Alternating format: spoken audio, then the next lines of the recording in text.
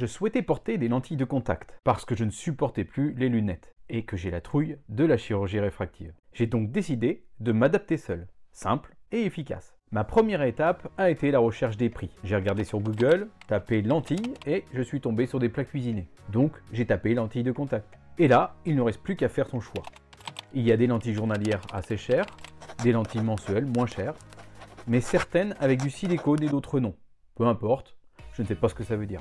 J'ai pris les moins chères, 6 lentilles mensuelles à 23 €, soit 7,50 € par mois. Je les ai commandées et reçues. Jusque-là, tout allait bien. Là, il faut faire une petite pause. Le silicone a été introduit dans les lentilles de contact souples en 1998. Il a permis d'améliorer considérablement le passage de l'oxygène au travers des lentilles.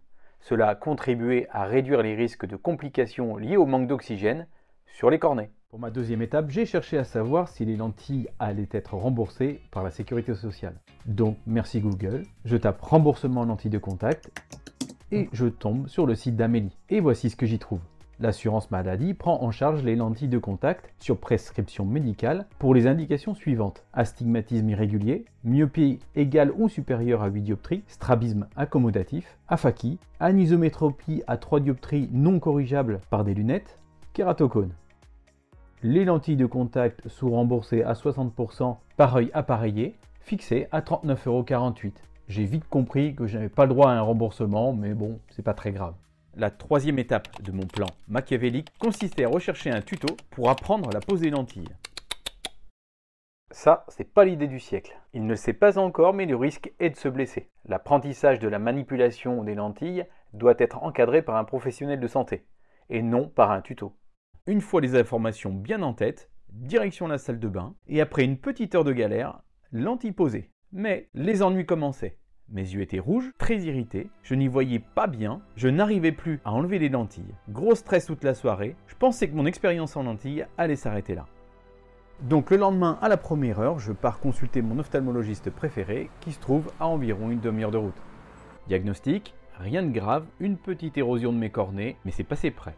L'orthoptiste qui travaille avec lui m'explique mes erreurs, me parle des différentes options des lentilles de contact. Il me surprend vraiment quand il me parle des lentilles à porter uniquement la nuit pour dormir et me propose une adaptation encadrée. Il m'explique comment il faisait pour trouver des lentilles de contact confortables, adaptées à mes besoins, avec une priorité, la sécurité de mes yeux. Et effectivement, tu vas voir par la suite qu'il y a de gros risques. Il commence en douceur par me donner quelques notions simples mais importantes sur les lentilles, un peu d'encouragement et un petit soupçon de notion de risque.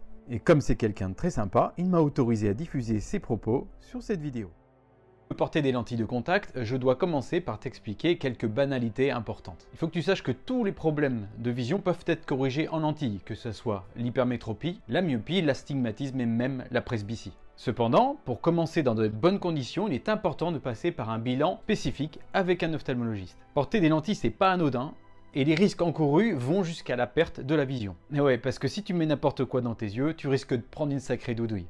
Et une fois que le bilan est validé, les contrôles se limitent à une fois par an. C'est pas si énorme que ça au final. C'est simplement pour surveiller l'état de tes yeux et réajuster la puissance des lentilles si besoin. Ok, je note, je n'allais pas jouer avec mes yeux, j'en ai que 2. J'ai cherché à savoir quels étaient mes choix possibles. Et là, je me suis dit qu'il allait me falloir de l'aide parce qu'effectivement, il y a le choix. En lentilles de contact, tu as le choix et il y en a pour tous les goûts. Les lentilles souples, ce sont les plus prescrites. Elles existent en différents renouvellements. Il y a des lentilles journalières, des lentilles bimensuelles ou mensuelles. Et dans les deux dernières, ça dépend de la marque. Les lentilles souples journalières doivent être jetées après chaque utilisation et ne peuvent pas être réutilisées. Surtout, ne les porte pas 2 jours de suite pour faire des économies. C'est pas bon. Les lentilles souples avec un renouvellement 15 jours ou d'un mois peuvent être réutilisées pendant la durée recommandée avant d'être remplacées. Et enfin, il existe des lentilles souples à renouvellement trimestriel ou annuel, mais celles-ci, elles sont très peu prescrites. Ensuite, tu as les lentilles rigides. Celles-ci, elles ont un renouvellement un peu plus long, entre 1 an et 2 ans. Les lentilles d'orthokératologie, ce sont des lentilles rigides un peu spéciales qui se portent uniquement la nuit quand tu dors. Les derniers types de lentilles, ce sont les verres scléros, sont des très grandes lentilles qui sont généralement réservées à des patients qui ont des cornées plutôt pathologiques. Mais pourquoi pas faire simple? Pourquoi autant de possibilités? Moi, je veux des lentilles et pas me prendre la tête. Je les mets le matin et je les jette le soir. Mais l'explication n'a pas tardé à arriver et en plus, elle était logique. Cette diversité de choix s'explique par la spécificité de chaque individu et des avantages et des inconvénients de chaque lentille. Les lentilles journalières sont très faciles à adapter et offrent un grand confort juste après la pose. Elles ne nécessitent aucun entretien, ce qui est très pratique pour les patients. Cependant, elles sont un peu plus coûteuses que les autres. Les lentilles souples mensuelles sont moins chères que les lentilles journalières, mais elles nécessitent un entretien plus important que les journalières. Les patients doivent être très attentifs à bien entretenir leurs lentilles et leur boîtier d'entretien pour éviter tout risque de complications liées aux lentilles. Les lentilles rigides sont plus difficiles à s'y adapter et les patients ont plus de mal à trouver leur confort tout au moins au début. Cependant, elles offrent une meilleure sécurité et une qualité de vision supérieure aux lentilles souples. Elles sont souvent utilisées pour corriger des problèmes spécifiques comme les kératocones, les cornées irrégulières et les astigmatismes importants. Les lentilles d'orthokératologie sont des lentilles spécifiques, difficiles à adapter et assez coûteuses. Cependant, elles simulent bien les effets d'une chirurgie réfractive et il est important aussi de noter que l'orthokératologie est la solution actuellement la plus efficace pour corriger ou pour freiner l'évolution de la myopie chez les ados.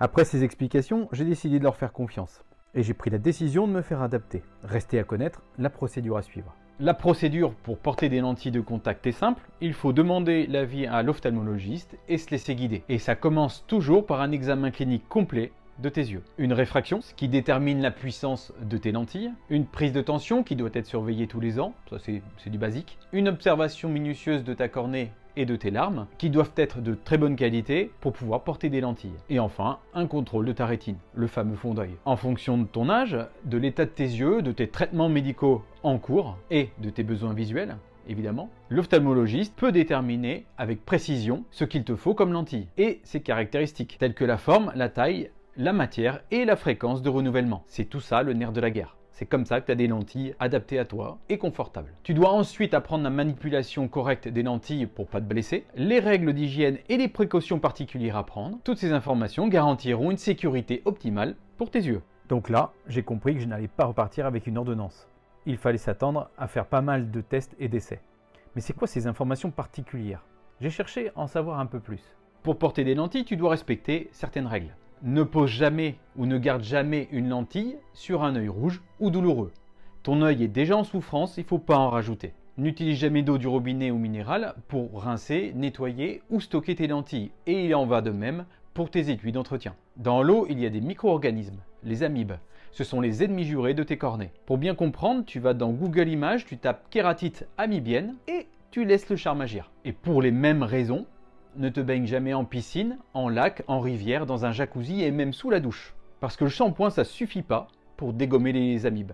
Ne dors jamais avec tes lentilles sans l'accord de ton ophtalmologiste. Cependant, si tu fais une micro-sieste de 15 minutes, pas de panique. Ça, c'est autorisé. Ne pose jamais de lentilles abîmées. Bon, je ne vais pas te faire un dessin, c'est logique. Et enfin, vérifier avec ton médecin ou ton pharmacien si les collyres que tu utilises sont compatibles avec le port de lentilles. Après cette jolie liste de conseils, d'autres consignes importantes ont suivi. Il allait falloir un cahier pour tout noter.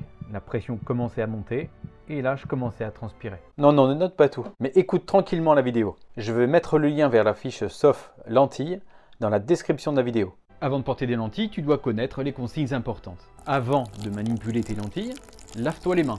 Et avec du savon, s'il te plaît.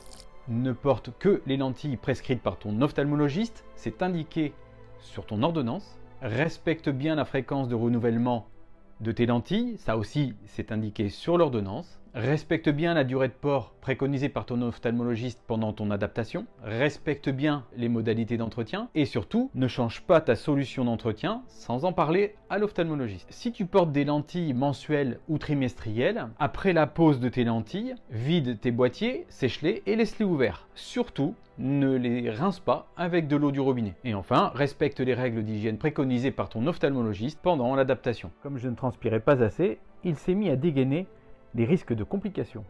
Si tu portes des lentilles, tu dois connaître les risques auxquels tu t'exposes. Plus tu vas connaître ton ennemi, plus tu pourras le combattre. Souvent de fois, il s'agit d'incidents mineurs qui disparaissent après l'arrêt des lentilles pendant quelques jours. Ce sont souvent des problèmes d'allergie ou d'inflammation, voire d'assèchement des lentilles, souvent provoqué par la clim ou le travail sur écran, voire un changement de produit d'entretien sans avis médical. Rarement, mais ça arrive, ce sont des accidents majeurs qui entraînent des séquelles sur tes yeux, voire la perte définitive de l'œil touché. Ce sont les ulcères, les abcès de cornée d'origine parasitaire infectieuse ou microbienne. Généralement, ce sont des patients qui se baignent avec leurs lentilles. Et il peut aussi s'agir de patients qui dorment souvent avec leurs lentilles la nuit. On sait que le port prolongé nuit et jour augmente de façon significative les risques de complications comparés à un port de lentilles la journée. Mais parfois, malheureusement, il n'y a pas d'explication à l'accident.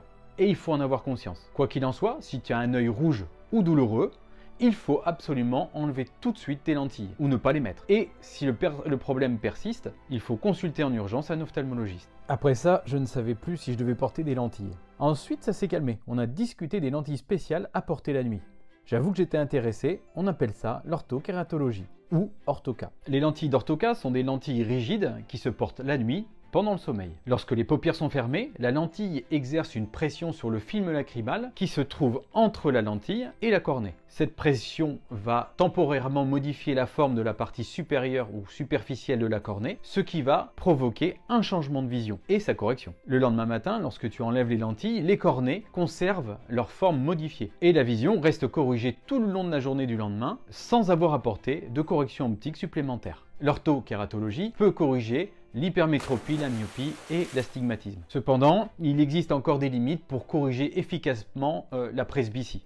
On se cantonne à des presbyties débutantes. Pour obtenir une bonne vision, une vision corrigée, les lentilles d'orthoca nécessitent un port de 3 nuits consécutives d'environ 7 heures de sommeil. Il faut environ 3 nuits consécutives sans porter de lentilles pour que le défaut optique réapparaisse et que la vision revienne à son état initial.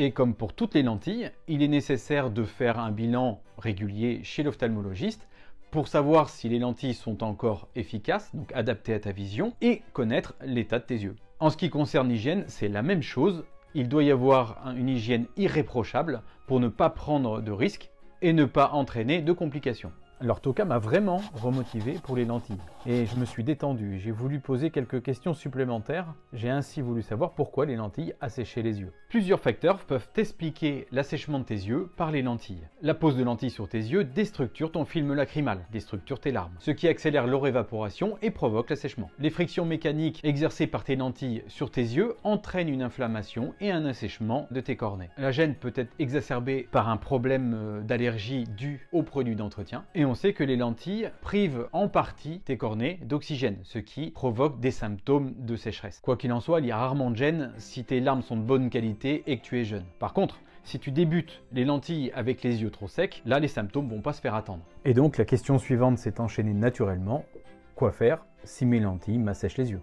Si tes lentilles t'assèchent les yeux, tu n'as pas le choix, il faut t'en remettre à ton ophtalmologiste. Il doit comprendre ce qui t'arrive avant de te proposer une solution. Ça, c'est assez logique. Il va d'abord chercher les explications te concernant. Ton âge, tes pathologies, tes médicaments et tes chirurgies. Puis ensuite, il va chercher du côté de ton environnement. Pollution, travail sur écran, climatisation, tabac. Le tabac. Et oui, il fait encore bip. Le médecin va devoir se plonger ensuite dans les paramètres de tes lentilles. Est-ce que sont des souples ou des rigides? Sont-elles trop gourmandes en larmes? Laissent-elles passer assez d'oxygène? Et n'as-tu pas d'allergie à cause de la solution d'entretien, tout simplement. Et ensuite seulement vont arriver les solutions. Il va te demander de gérer ton environnement un peu mieux, te demander de rééduquer tes clignements. Il peut aussi changer tes lentilles ou la solution d'entretien. Il peut incorporer un traitement de confort pour tes lentilles. Il peut aussi te demander d'arrêter les lentilles. Et il va prendre en charge le syndrome sec s'il y en a un. Finalement, tu te laisses faire, c'est son boulot. Très bien.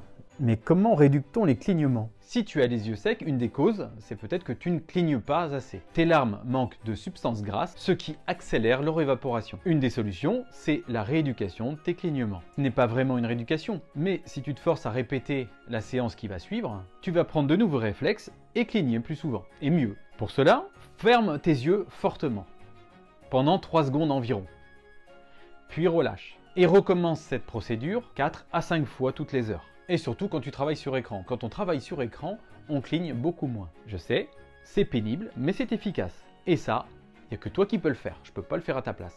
J'ai fini par passer quelques séances pour l'adaptation de mes lentilles avec l'orthoptiste et l'ophtalmologiste. Et je porte enfin des lentilles d'orthoca. Et tout va bien. Pour te résumer les points clés de mon adaptation en lentilles, Si tu veux des lentilles, il est essentiel de faire preuve de prudence.